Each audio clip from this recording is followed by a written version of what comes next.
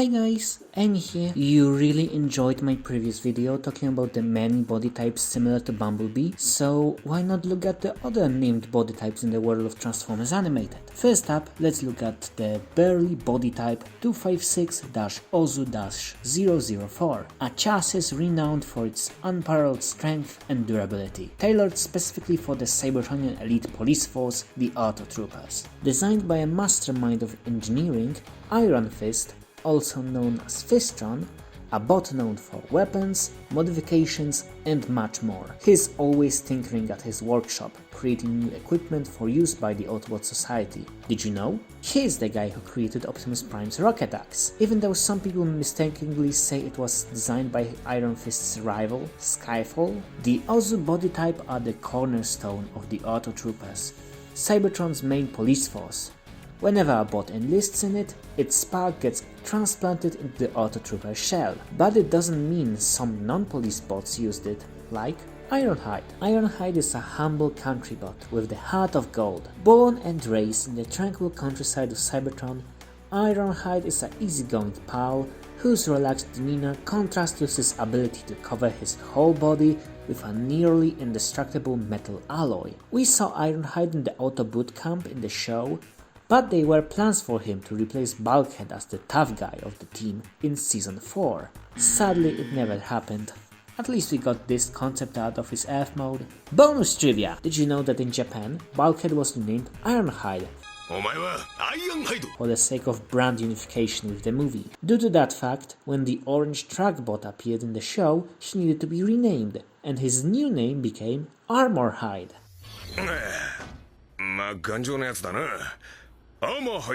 A name taken from the re-2001 Commando Decepticon, who was originally named Danga in Japan. That for sure makes an interesting web of character connections. The last bot we saw wearing the Ozu body type was Ratchet, one of the main characters in the Transformers animated story. I'm not going to summarize his whole plotline, since come on, he's a main character in the series. Dude appears in almost every episode, and those focused on him contain really long and elaborate flashbacks that expand on his story and explain his gruff and rough mannerisms. But in short, Ratchet is one of the Cybertron's greatest mechanics, saving countless lives with his unparalleled medical skills. However, the war turned him into a grizzled veteran. Normally seen as just a grumpy old coot, he's an old man, haunted by the memories of his past. Wanting to escape his traumas, he decided to join Optimus' team, where he uses his electromagnet to repair space bridges. So what does the 256-OZU-004 name reference?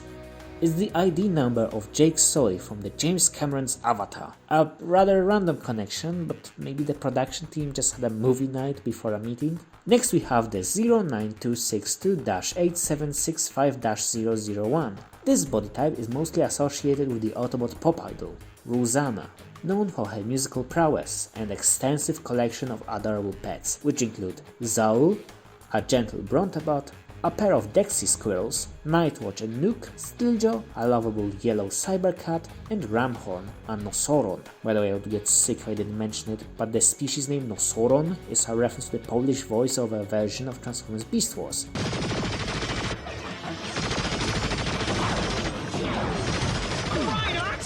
Nosoronie, miej litość. Strzelaj prosto w cel. Man, I need to do a video about the wacky Polish dubs of Transformers one day, but Rosanna isn't the only one rocking this chassis. There are rumors of a mysterious Decepticon spy, known as Flipsides, operating under deep cover.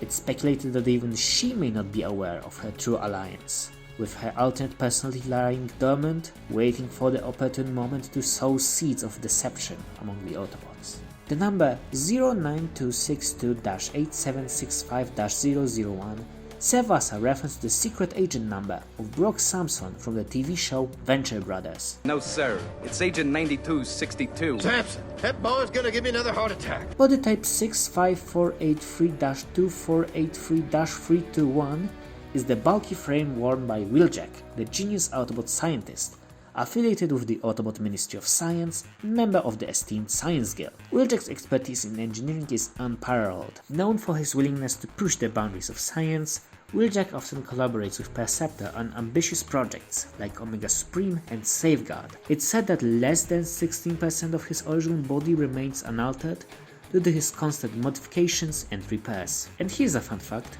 This iteration of Wheeljack introduced the iconic handlebar mustache, a design choice later echoed in the Masterpiece Wheeljack, Cyberverse Wheeljack, and Aspac Wheeljack.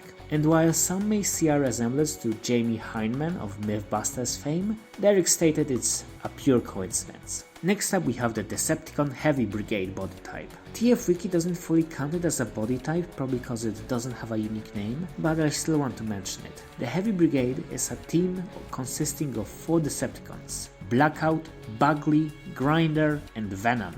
They were created during the Great War by Megatron, especially to fight off and hunt down the Wreckers.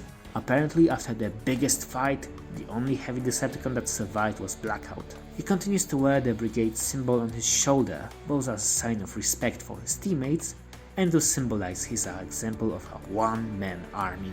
And it's not wrong, Blackout is a monstrous brute, a giant titan that towers over most other Decepticons. Tales talk about him being able to single-handedly annihilate Omega Sentinels with the help of his seismic energy discharges Blackout has inside his legs. Fun fact, this tech was reverse engineered from a GoBot named Crusher who got lost between the dimensions. As I mentioned earlier, other members of the team were Grinder, yes, his name is Grinder, and the design itself is based on the movie Grindor, but Grinder is the official romanization, is the teammate of Oilslick. He shares most of Blackout's attributes, except all his overpowered abilities. Bagley, a master of Seikutsu, a Cybertronian martial art focused on mental and spiritual discipline. This ability is a reference to his G1 self, who was a pretender, also versed in this fighting technique. Even though he is skilled, Bagley isn't the sharpest tool in the shed, meaning when one time he hired Lockdown for help, the bounty hunter easily scammed him to double his payment. Venom?